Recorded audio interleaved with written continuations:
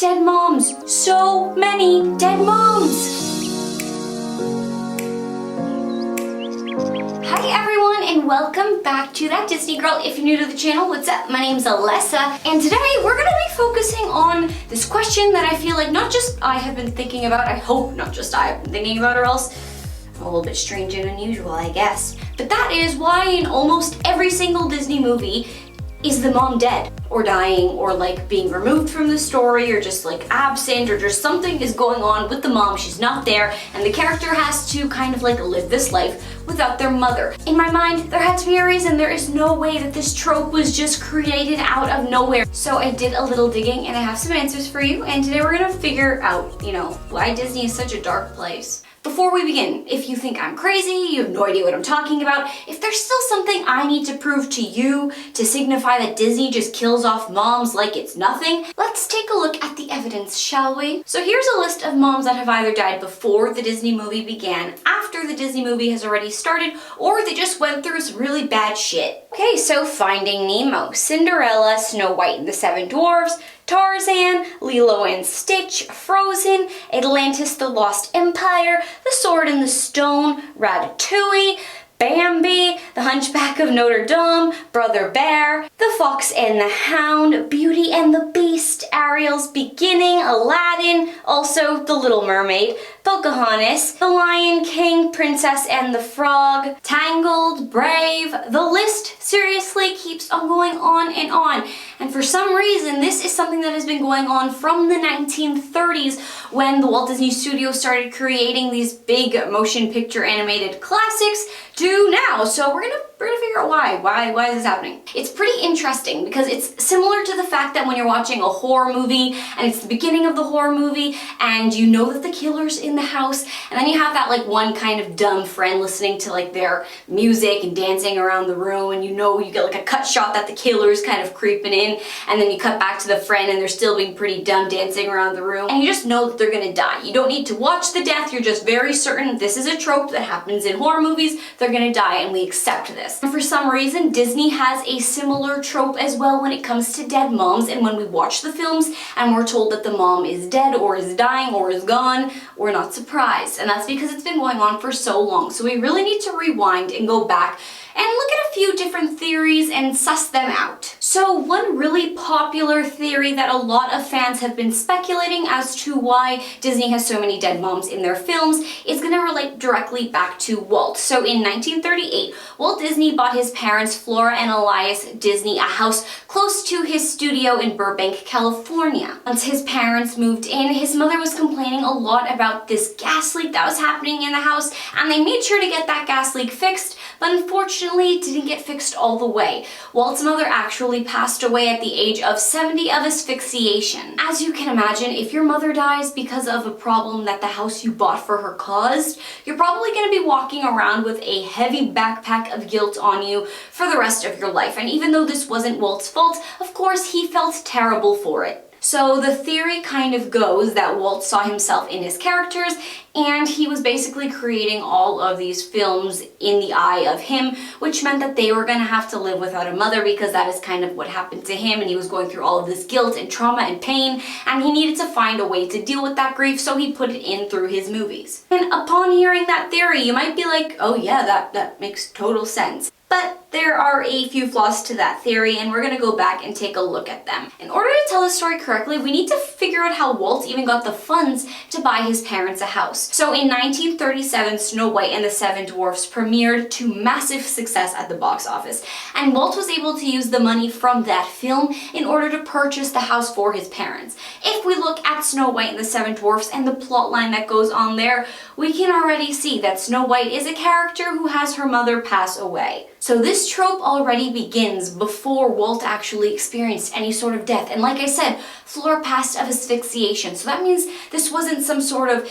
cancerous illness that had been going on for a while so that Walt felt the anticipation of his mother going. It was very fast, so it's nothing he could have thought was going to happen, meaning it's not something that should have been reflected in his films at all. And in 1937, although these films weren't out yet, Walt was working on Pinocchio and Bambi. Bambi, of course, a movie where the son has to watch his mother die, and in Pinocchio there is no mother figure in that doll's life. Alright, but if it wasn't for the Walt Disney Studios deciding that all of these mothers had to die, what was the reason? The important thing to realize that a lot of the classic Disney animated films that we know and love today aren't a creation directly from Disney. These are fairy tales that existed all the way back in the medieval days, and the Walt Disney Studios adapted them for their audience. And if we look back to the original source material of Snow White and the Seven Dwarfs or Bambi, or really any of the original source material for a lot of the Disney animated classics that we see today, we're gonna find out that the mothers were dead in those original fairy tales.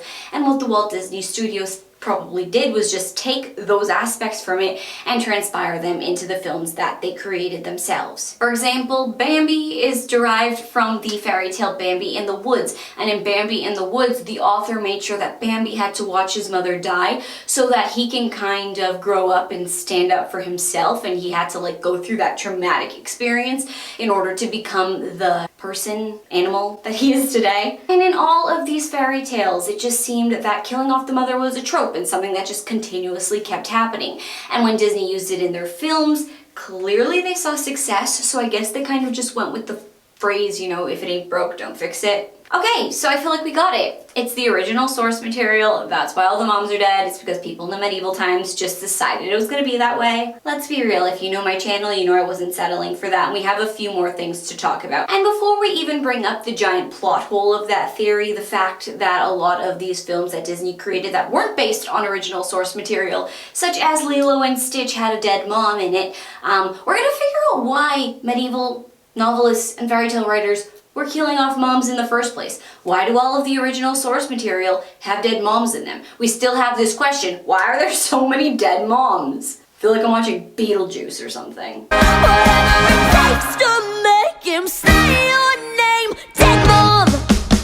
Okay, so Jack Hypes, author of Happily Ever After, Fairy Tales, Children, and Culture Industry, said that historically speaking, people did not live very long from the medieval period through to the early 20th century. Women frequently died from childbirth. Therefore, there are many single parents, although men tend to marry quickly after their wives died, as in Snow White and Cinderella. Okay, now things are starting to make a little bit more sense in terms of the historical accuracy and how that might have been transcribed into the source material. And something else interesting that Jack brought up was the fact that a lot of men quickly remarried, which, like he mentioned too, is a trope that we definitely see play out in a lot of movies. The mom passes away, the father remarries, and she just happens to be like a terrible, horrible, horrendous, villainous stepmother, and that kind of gives us the plot of the story. Like Jack basically insinuated, women were basically seen as expendable. They had a primary goal, which was childbirth, and after that, it wasn't too important to keep them around in the story. So that may be a reason why in so many original source material fairy tales,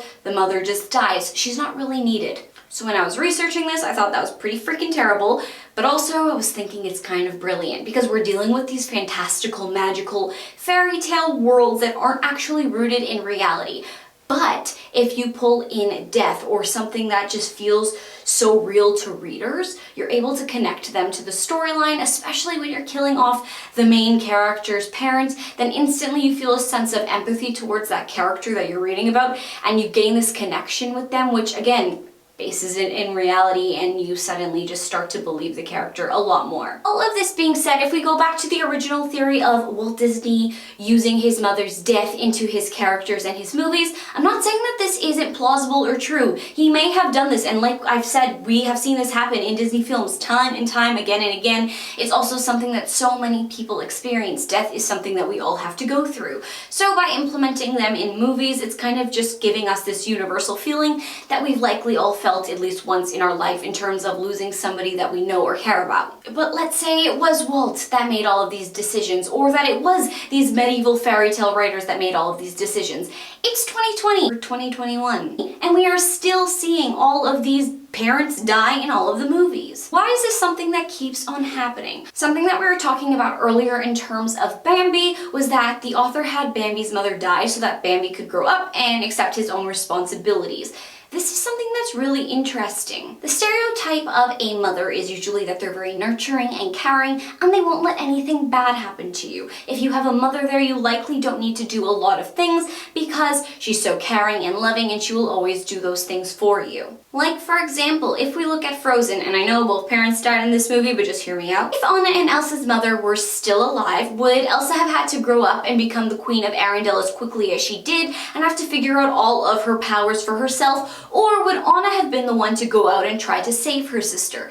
Likely not. I mean, we know from Frozen 2 that Anna and Elsa's parents would do anything to protect their children, so it's very unlikely that Anna would have been able to go on like a death mission to try and save her sister who has uncontrollable ice powers. It's highly likely that Anna's mother would have sent the guards or herself to deal with Elsa instead of sending her own daughter out. But by having the parents removed from this equation, we're able to propel the plot of all of these stories a lot faster, and they also instinctively become a lot more interesting. Therefore, it seems that in order to propel a story forward, the loss or suffering of a mother is almost essential. So that was a very long-winded answer for what I think is kind of like a two-part theory. I don't think that Walt's mother's passing has much to do with the reason that mothers die in so many Disney films, but I do think that it has to do with this. Number one, I think that if we're looking at fairy tales as a whole, especially the source material and how long ago it was written, we can see that authors were, number one, pulling from reality and sourcing what was happening in their everyday lives. And like we saw,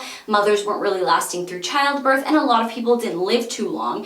And then number two, we were able to see that authors were able to create their own narrative and their own storylines for a lot of these characters, simply because they were able to remove the parental figures from their lives. And you might be able to say, well, they took out the mom, but there's still a dad. But like we said, the dad often remarries. And if we're looking back to medieval periods, a lot of the time the father wasn't as involved in the child's life as the mother would have been. So removing that mother is almost key if you want to be able to reshape or rejig a character's life. And then number two, why is it still going on today? And I think there's one simple answer to it, and that's that it works. Still today, when you take away a parent from a storyline, you're able to kind of create that character's narrative. You're able to give them a new meaning or purpose, set them on an adventure. You kind of create this chaos into their life, and then they have to find a way to solve it.